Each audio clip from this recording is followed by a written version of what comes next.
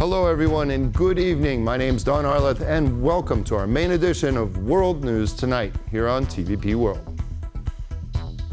Tonight we continue our coverage on the effects and aftermath of massive floods which swept across Central Europe.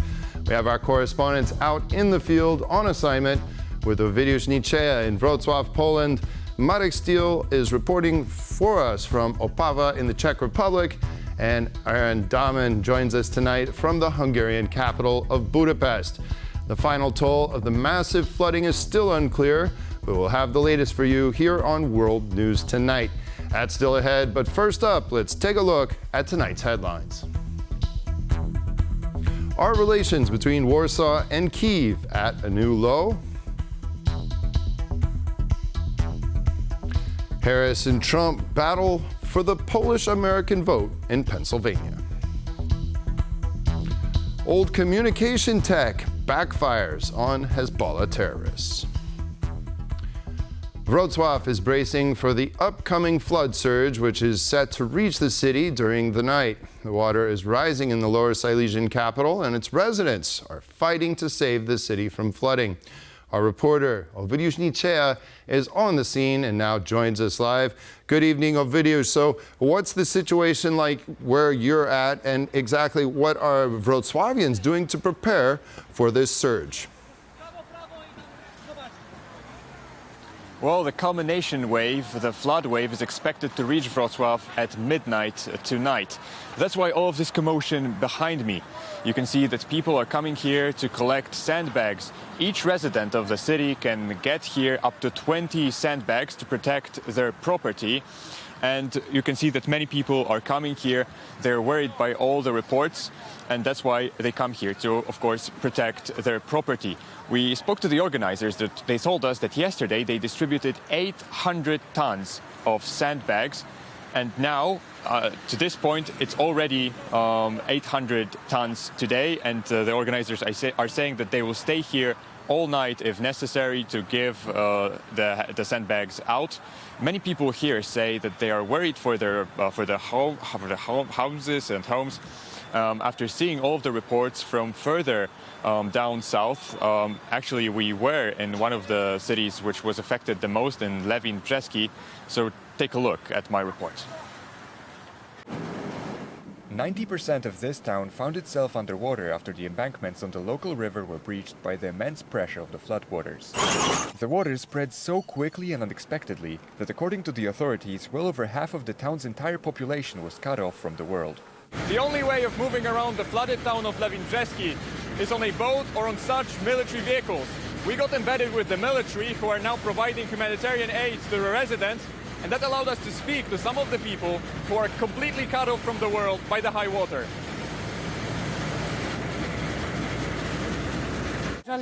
I feel sorry for the people who lost everything. It's terrible. There's no internet access. You can't even communicate with your family. The tears won't stop coming. Some people have been living here for years. Myself, I've been here for over 40 years. I survived the flood of 1987, and this feels like a rehash. I'm on my way from the Zatorze neighborhood to deliver food to my grandma and friends. As you can see, the main square is completely cut off from the world. We could use some help. If anyone sees this, please deliver food to Lewin Brzeski, to the Zatorze neighborhood, by the road from Brzeg. Thanks. Operating on the ground were firefighters, water rescue, police officers, and soldiers who came to help from all over the country. We're moving people to safety and providing food to those who chose not to evacuate and stayed home instead. Boats are not big. This evacuee managed to get little more than herself and her dog to dry land. Still, most of the locals are impressed with the tireless work of the emergency services. We're getting a lot of support, and there's a lot of emergency services personnel. The police were wading in water up to their knees in the water all day yesterday. I was surprised they didn't even have proper boots, but that didn't stop them. Aid is coming to the flooded residents from all over the country. The list of much-needed items is long. We need food and bottled water. Later on, we'll need lots of cleaning products, gloves, disinfectants, and water pumps. Firefighters have damaged kit, like boots, for example. The water levels are slowly falling. The authorities believe that it will take several more days to recede completely. Only then will assessments of the extent of the losses truly begin. For TVP World from Lewin Brzeski, Owidiusz Nicieja. The northwestern region of the Czech Republic is no longer under the threat of flooding. However, cleanup efforts are now underway in the affected towns and cities. Our correspondent Marek Steele is in Opava, which was hit heavily by the flooding. Now, Marek, what is the situation like where you are? Good evening, Don. I think my background says exactly what the situation here is. People whose homes have been flooded have been cleaning up after the flood.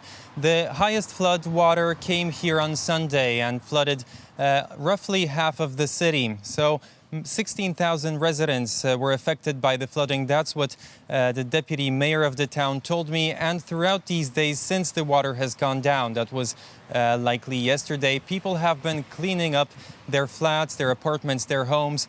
And what you can see here is clouds of dust because the mud has already dried and piles of stuff on the streets. There's also no electricity, and you're only seeing the things behind me because of our lamps. I spoke about the dire situation here in the city with the deputy mayor. Let's take a listen.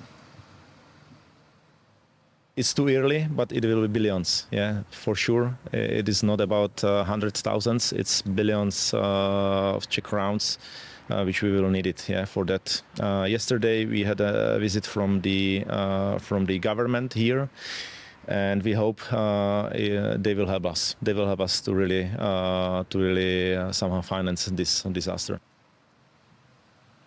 Opava was not the only town hit by floods here. It's also a town upstream the Opava River, which we visited today. Devastating pictures of the flooding, the aftermath.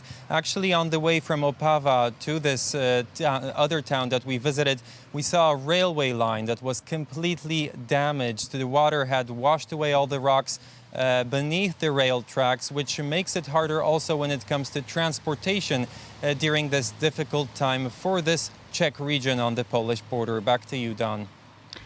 Marek Steele, Zielinski, thank you very much for that. And it obviously looks like a lot of damage across the region. Thanks for your report.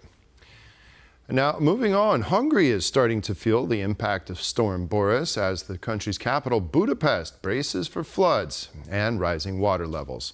Our correspondent, Aaron Dahmen, is there and joins us now live.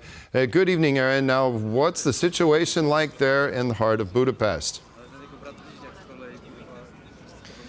Good evening, Don. Well, this is a city that remains on high alert. Just to my right, you can see trams that can't go through because a tunnel is flooded. And to my left, there's a parking lot. There's a road completely covered with water. This Danube River is rising, and of course this comes in a backdrop that is quite eerie and quite tranquil. All day it's been blue skies, and this river, of course, right now is under the watchful eye of the picturesque Hungarian parliament. People are going about their everyday lives. They're going for walks, they're going for dinners, and just meters away from us, people are just spending their evening. But here the river is rising, and there are real concerns that this could overflow in the coming days. In fact, that here where I'm standing, I might not be able to stand here tomorrow. And it's worth remembering at this point what the mayor of Budapest warned yesterday, and I quote, that the biggest flood in a decade is approaching this city. For now, we wait, but what exactly the situation will look like, well, that remains to be seen, and we will be keeping a watchful eye on those developments as they happen. Back to you, Don. And thank you very much for that. Aaron Dahmen reporting there from the heart of Budapest. Now, Ukraine has offered to help Poland deal with the aftermath of the major flooding in the south of the country. Poland has so far kindly refused. While the two nations are closely cooperating on a number of issues, sources in the Polish government say that relations between Kyiv and Warsaw are definitely not where they used to be.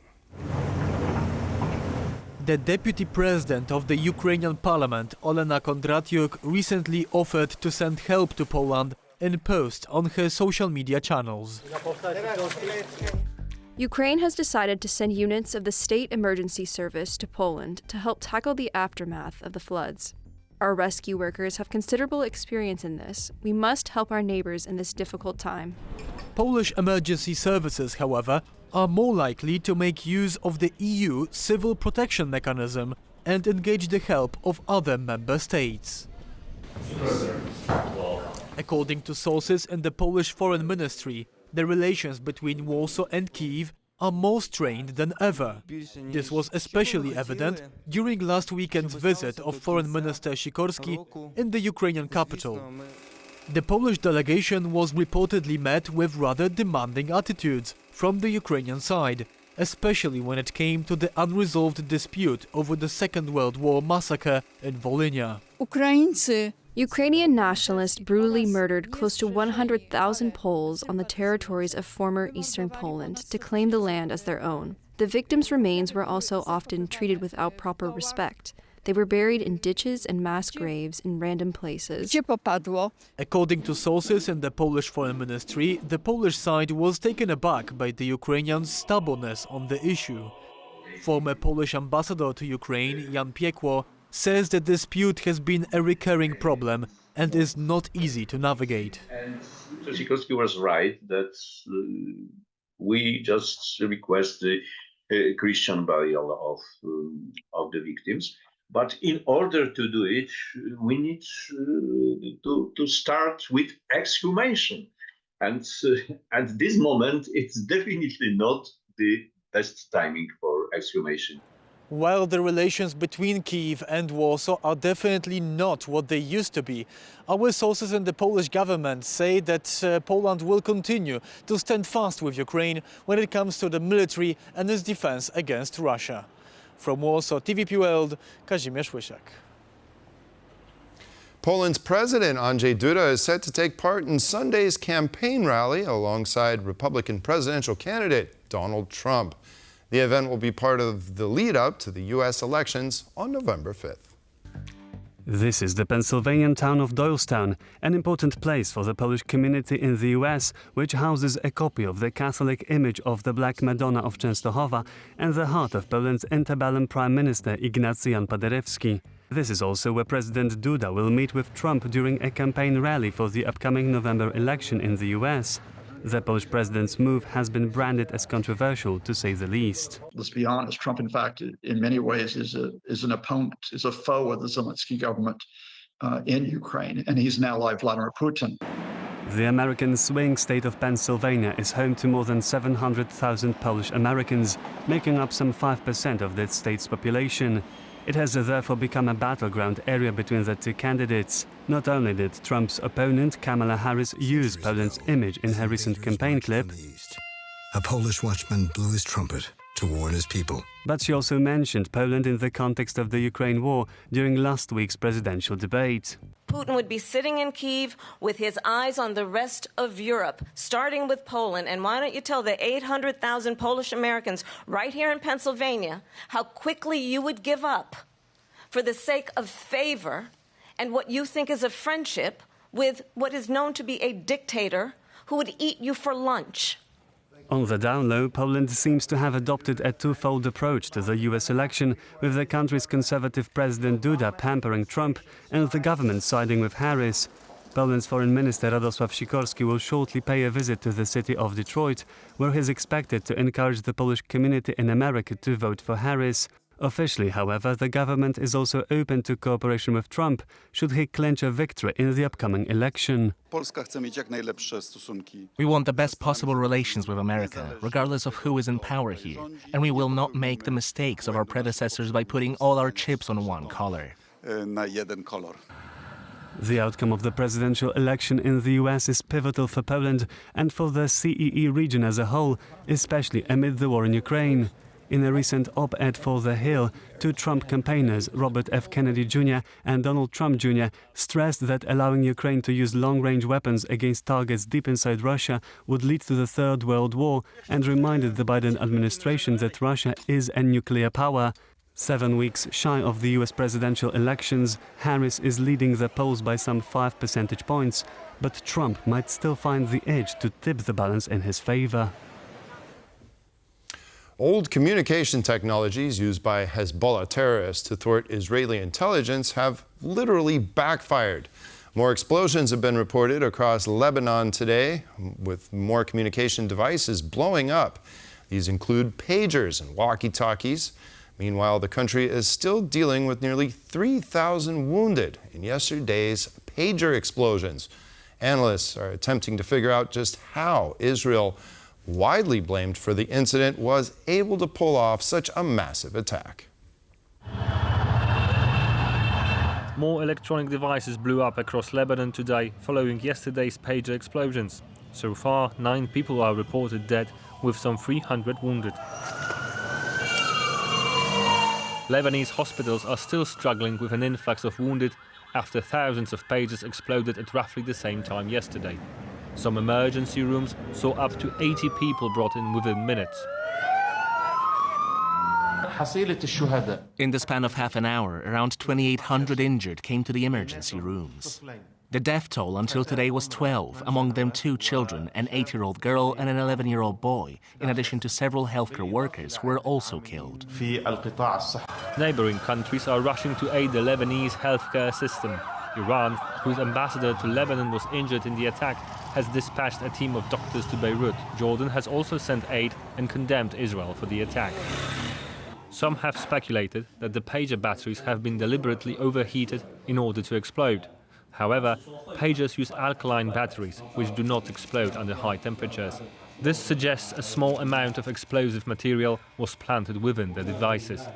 The pagers bore markings of the Taiwanese company Gold Apollo, but the manufacturer denies any involvement in the attacks. Over the past 3 years, Gold Apollo established a long-term private label authorization with an agency called BAC, allowing them to use our trademark for regional sales. Our company provided them with label authorization. This is not a product of Gold Apollo. It is a product I authorized them to use our brand trademark on. BAC Consulting is based in Budapest. However, according to the Hungarian government spokesman Zoltán Kovács, the company is only a middleman and has no manufacturing facilities in Hungary. Hezbollah chose to rely on pagers to make it more difficult for Israeli forces to locate and target its members. In the end, Israeli intelligence seems to have once again lived up to its reputation by turning the Hezbollah's tools against them. Massive floods have rocked Poland and our region. The International Monetary Fund was supposed to send a delegation to Moscow, but called it off after protests by Poland and other countries. And finally, former European Central Bank chief Mario Draghi recently released a scathing report on the EU's economy. These are the topics for discussion, for which I'm now joined by the Polish Deputy Finance Minister, Paweł Skarbownik. Hello, sir, and thank you very much for joining me on World News tonight. Pleasure. So, starting with the massive floods in Poland, of course, we've been talking about this for ever since it's happened since last week. It looks like widespread damage and destruction. What are so far the estimates of how much this will cost, and how much will the Polish government contribute, to the aid and relief operations, and ultimately to helping people recover? I think it's a bit premature to estimate what could be the total cost of damages, because, as you know, the floods are still ongoing. So basically we are focusing on securing a budget for the necessary help for people who are affected immediately. So far we have secured 2 billion Polish zlotys. And obviously, we'll do whatever it takes to help those who have been hit by the massive floods. Right. Is there a kind of ballpark? Is this potentially, could it be 10 billion zlotys? Or? Well, you know, it's a natural disaster, so you can ask me. And so far, we see that the estimates are lower than what we have seen in 1997 in the massive floods that occurred in the region. So let's hope for the best, but obviously we have to be prepared for the worst. Right. So we are going through the budget, and we are ready for further transfers. Okay, the IMF also was supposed to send a delegation to Moscow to what some were saying to resume business as normal. Poland protested this along with a few other countries and actually was successful in getting the IMF to call off this delegation. So can you tell us a little bit more about this and what would have been the danger had this delegation indeed traveled to Moscow? So indeed, we had a good discussion with the managing director of the IMF at the recent meeting of European finance ministers in Budapest, where this topic was brought up. And with a number of Nordic countries and Baltic countries, we were very skeptical about the idea.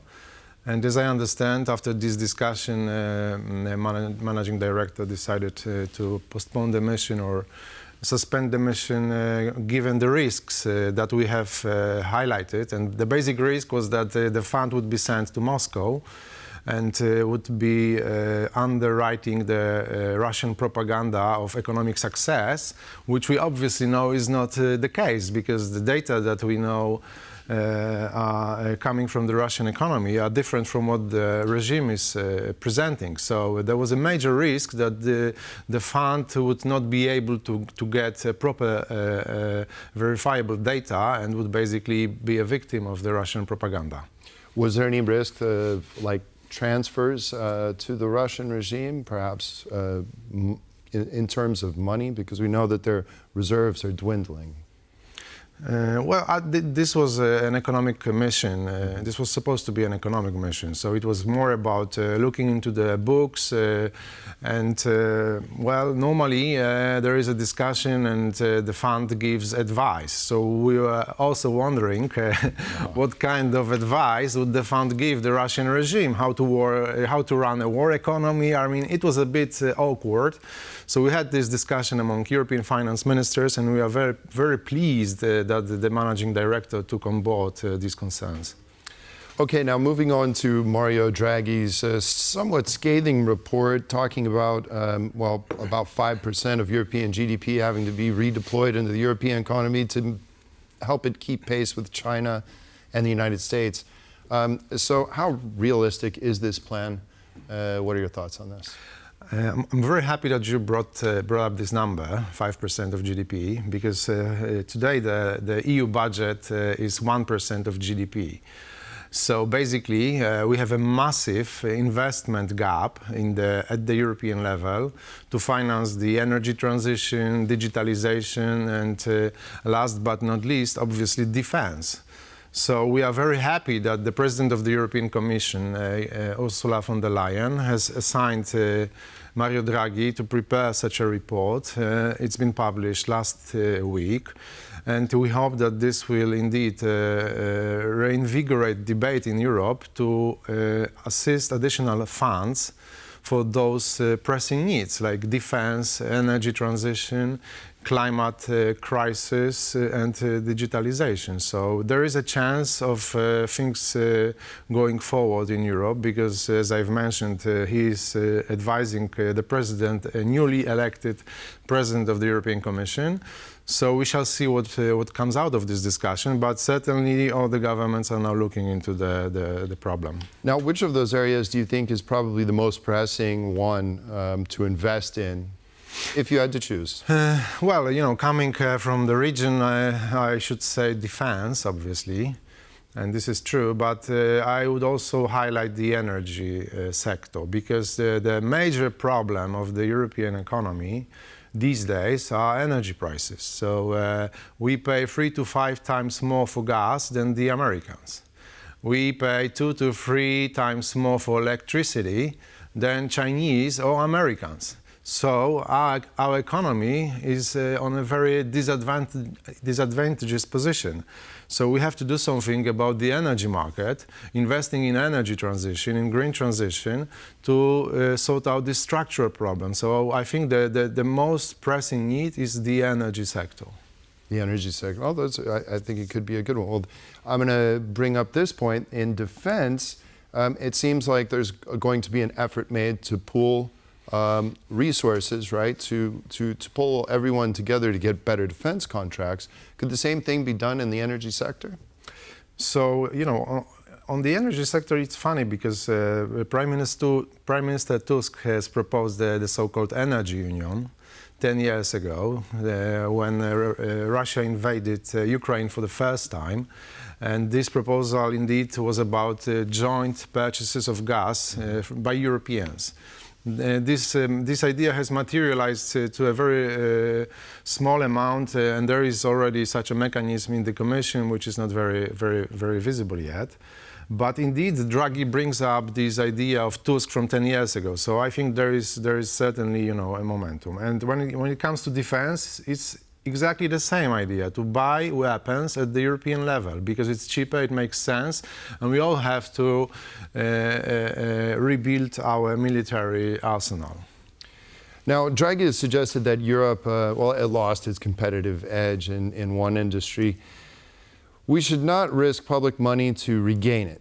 The logic compels him to say, let's use what others produce better, like Chinese solar panels, for instance. So what's your take on that? Because we all see what happened with the tariffs on the Chinese EVs.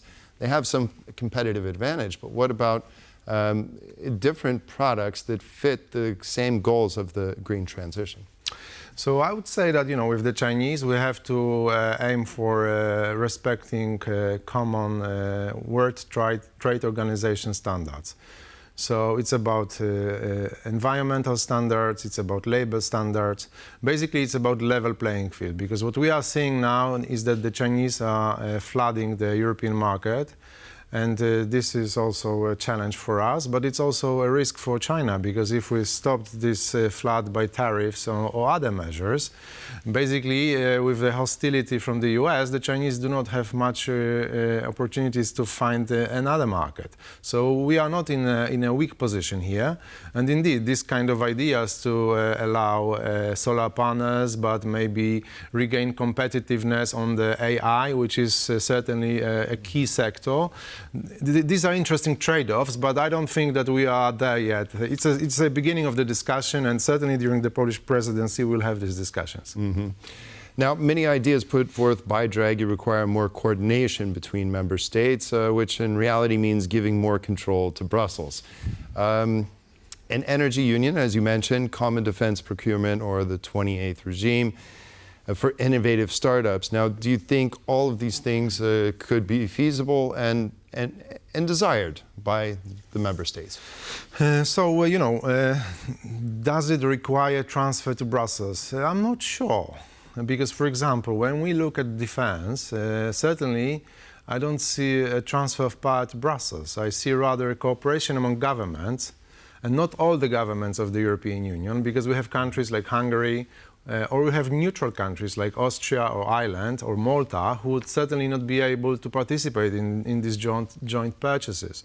So when we are talking about pooling resources at the European level, we do not necessarily mean Brussels. We mean governments who are willing to join forces, a sort of coalition of the willing, and buy together for cheaper prices. And it doesn't have to be in Brussels.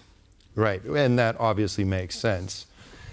So back to Draghi's 800 billion euro per year proposal to put Europe on the right track, most of it being private capital, and half of that sum going for energy transition. So how feasible is this, and how likely is it that private money can be mobilized, right? Because, I mean, it somewhat requires the free hand of the free market. Absolutely, you're absolutely right. And we can try to attract private savings from Europe, which are now fleeing to the US because the returns on those investments are higher in the US. And we are doing that. Among finance ministers, we have a discussion how to attract capital, private capital, venture capital to Europe. We are also working in the government to attract private capital and boost equity capital into the Polish economy so that it creates innovation. So this is a process that is happening now. But if you ask me about the numbers and if all the private money is able to cover that amount, certainly not. I mean, we know we've started our discussion from 5% of GDP. Private money would cover 1-2% max. So certainly there needs to be a mixture of private and public money. All right, well, it's a very ambitious plan that Mr. Draghi has, but it's definitely raised lots of good questions for us to discuss here. It's very ambitious indeed, yeah. Yep. Paweł Karbownik, Polish Deputy Finance Minister, thank you very much for joining us tonight. We Thank you, sir. appreciate it. Pleasure. And that concludes this edition of World News Tonight. Thank you all for watching, and stay with us for more here on TVP World.